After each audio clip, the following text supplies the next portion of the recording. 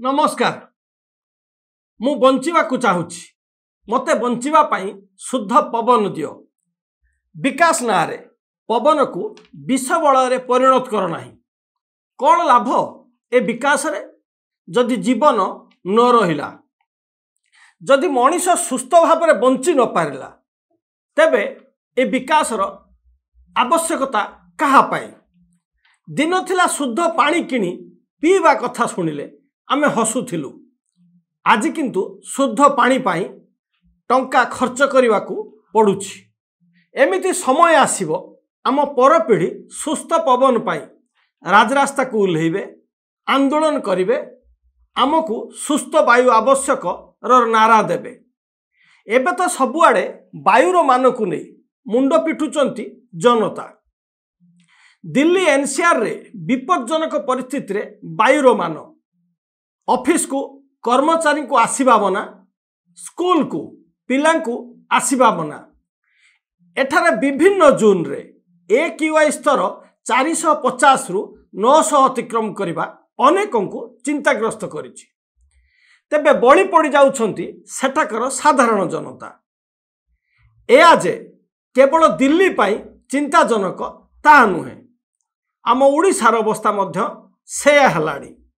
तेबे ओडिशार अधिकांश स्थान रे भी विपज्जनक स्तर रहुछि वायुर मान, किंतु केही भी ए विषय रे ध्यान देउ नाहंती।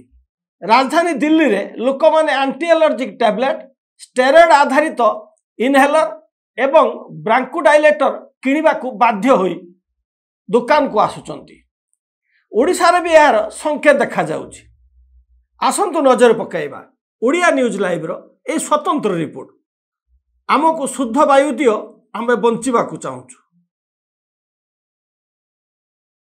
बंधुगण, AQI हेउछि वायुर गुणवत्ता सूचकांक, जहा द्वारा वायु प्रदूषण स्तर एवं एहा सहित जड़ित स्वास्थ्य विपद को सूचाई थाए।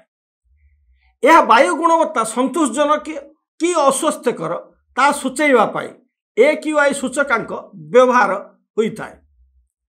AQI 0 रु 50 मध्य रहिले वायुर गुणवत्ता संतोषजनक बोली धरा जाए, अर्थात एही वायु को निश्वास लगी व्यवहार करा जाई पारे।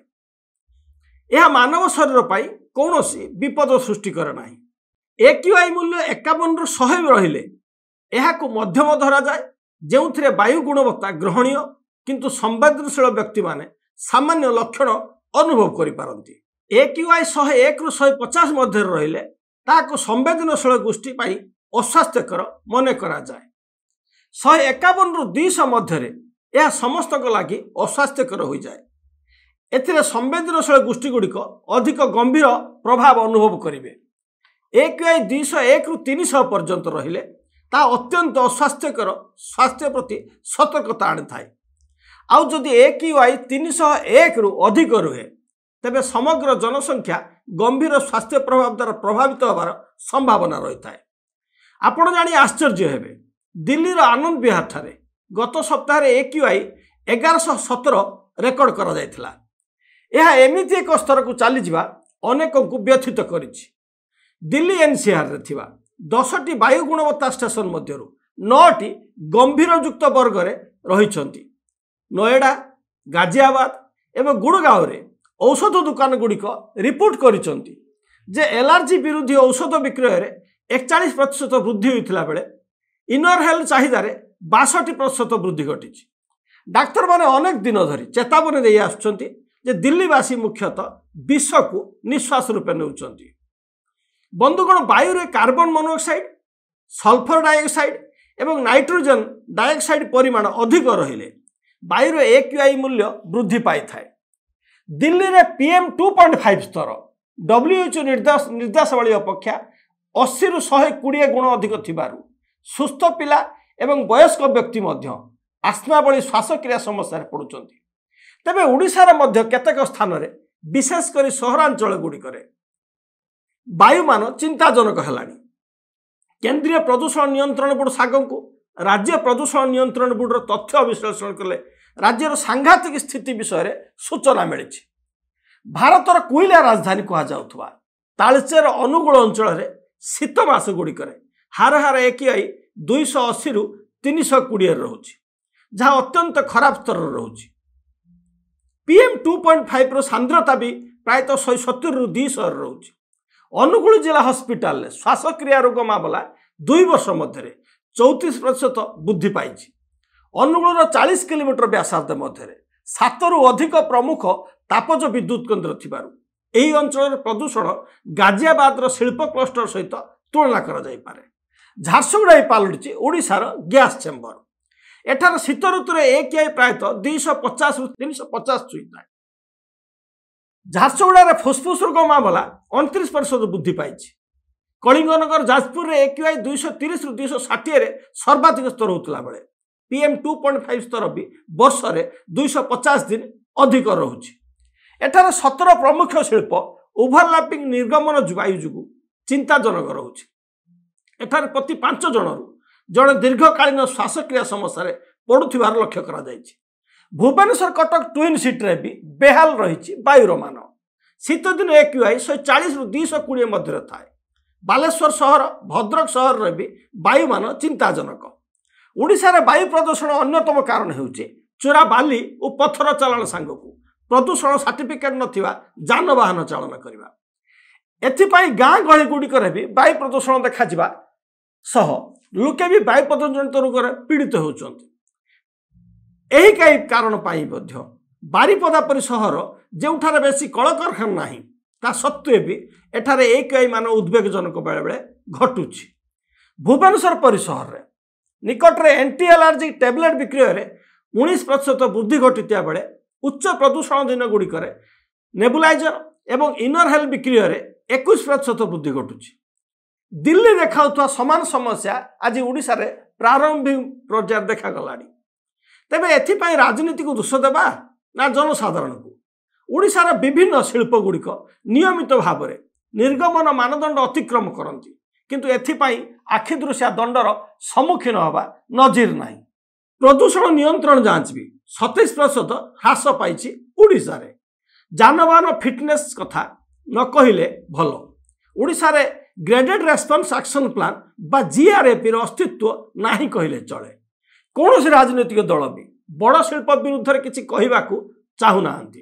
ତେଣୁ ପରିସ୍ଥିତି ଏତେ ବିସ୍ଫୋରକ ସ୍ଥିତି ହୋଇଗଲାଣି, ଜନସାଧାରଣ ଅସମ୍ଭାଳ ଅବସ୍ଥାରେ ଜୀବନ କାଟୁଛନ୍ତି। ଅବହେଳା ଓଡ଼ିଶାରେ ବାୟୁ ପ୍ରଦୂଷଣ ମୁଖ୍ୟ କାରଣ। ଆକଳନ ଅନୁଯାୟୀ 38%ରୁ ଅଧିକ ପରିବାର ଖୋଲା ଅଞ୍ଚଳରେ ଅଳିଆ ଜାଳି ଦିଅନ୍ତି। AQI ସ୍ତର ବିଷୟରେ ବି ଖୁବ୍ କମ୍ ସଚେତନ ଅଛନ୍ତି ଆମ ଲୋକେ। ଏମିତିକି ପ୍ରଦୂଷିତ ଅଞ୍ଚଳରେ ବି କେବଳ 5 ରୁ 7% ଲୋକେ ହିଁ ମାସ୍କ ବ୍ୟବହାର କରନ୍ତି। ନିର୍ମାଣ ଭଗ୍ନାବଶେଷ ବି ଏଠାରେ ପ୍ରାୟତଃ ଖୋଲାରେ ପକାଯାଏ, ଯାହା ବାୟୁର PM 2.5 ଓ PM 10ର ପରିମାଣ ବୃଦ୍ଧି କରିଥାଏ। ଓଡ଼ିଶାରେ ଧୀରେ ଧୀରେ ବିଷକ୍ରିୟା ବଳ ଭିତରକୁ ଠେଲି ହୋଇଯାଉଛନ୍ତି ଆମମାନେ। ଓଡ଼ିଶାର ଲୋକେ ବିଶ୍ୱାସ ବି କରନ୍ତି ନାହିଁ ଯେ ବାୟୁ ପ୍ରଦୂଷଣ ପାଇଁ ମୃତ୍ୟୁ ବି ହୋଇପାରେ। ଏସବୁରୁ ବଞ୍ଚିବାକୁ ହେଲେ ରାଜ୍ୟ ସରକାରଙ୍କୁ ଓଡ଼ିଶାରେ କଠୋର ଶିଳ୍ପସ୍ତରୀୟ ନିର୍ଗମନ ଅଡିଟ୍ ଲାଗୁ କରିବାକୁ ପଡ଼ିବ। ଏବେ ଓଡ଼ିଶାରେ 34 ଷ୍ଟେସନରୁ AQI ମନିଟରିଂ କରାଯାଉଥିଲା ବେଳେ ଏହାକୁ 100ରୁ ଅଧିକ ଷ୍ଟେସନକୁ ବିସ୍ତାର କରିବାକୁ ପଡ଼ିବ। ଖୋଲାରେ ଅଳିଆ ପୋଡ଼ିଦେବା ବନ୍ଦ ହେବା ଆବଶ୍ୟକ। ଉଚ୍ଚ AQI ଜୋନ୍ରେ ପିଲାମାନଙ୍କୁ ମଧ୍ୟ ମାସ୍କ ବ୍ୟବହାର କରିବା ବାଧ୍ୟତାମୂଳକ ହେବା ଆବଶ୍ୟକ। ଶୀତକାଳୀନ କୁହୁଡ଼ି ସମୟରେ ବଡ଼ ବଡ଼ ନିର୍ମାଣ ସବୁ ନିୟନ୍ତ୍ରଣ କରିବାକୁ ପଡ଼ିବ। ବାୟୁ ଗୁଣବତ୍ତା ଉପରେ ଜନସ୍ୱାସ୍ଥ୍ୟ ସତର୍କତା କାର୍ଯ୍ୟକାରୀ ସରକାର ହାତକୁ ନେବା ଉଚିତ।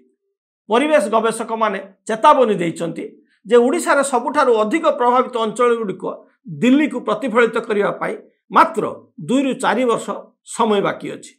ଯଦି ଆଜି କାର୍ଯ୍ୟ ଆରମ୍ଭ ନ ହୁଏ ତେବେ କାଲି କୌଣସି ନୀତି ରକ୍ଷା କରିପାରିବ ନାହିଁ ଓଡ଼ିଶାବାସୀଙ୍କୁ। ପ୍ରଦୂଷିତ ବାୟୁ ନିଶ୍ୱାସରେ ବ୍ୟବହାର କଲେ କ୍ୟାନ୍ସର ଭଳି ବିପଦ ବି ଆସିଥାଏ। ଦିଲ୍ଲୀବାସୀ ଏବେ ଏହି ନିଶ୍ୱାସରୁ ବଞ୍ଚିବା ପାଇଁ ଔଷଧ କିଣୁଥିଲା ବେଳେ ଓଡ଼ିଶା ବି ସମାନ ରାସ୍ତାରେ ଚାଲୁଛି ବୋଲି ବୈଜ୍ଞାନିକମାନେ ବା ଗବେଷକମାନେ କହିସାରିଲେଣି। ତେବେ ସରକାର ବିଭାଗୀୟ ମନ୍ତ୍ରୀ ଅଧିକାରୀ ଏବେଠୁ ସଜାଗ ନହେଲେ ଓଡ଼ିଶା ବି ପ୍ରଦୂଷିତ ରାଜ୍ୟ ଭାବରେ ସମଗ୍ର ବିଶ୍ୱରେ ଚର୍ଚ୍ଚାକୁ ଆସିଯିବ। ଏଣୁ ଆମ ସମସ୍ତଙ୍କୁ ସତର୍କ ରହିବାକୁ ଆମର ଆହ୍ୱାନ। ଆମର ଏହି ରିପୋର୍ଟ କେମିତି ଲାଗୁଛି? ଏଇଭଳି ଆଉ କିଛି ରିପୋର୍ଟ ପାଇଁ ଆମ OdiaNews.liveକୁ ଲାଇକ୍, ସେୟାର ଏବଂ ସବସ୍କ୍ରାଇବ୍ କରିବାକୁ ଅନୁରୋଧ କରୁଛୁ। ନମସ୍କାର। अधिक जानिबा पई आम चैनल को लाइक शेयर सब्सक्राइब करने को आदौ भूलु नाही। सतेज खबर सठिक खबर आमे देखाइबो खबर पछर खबर।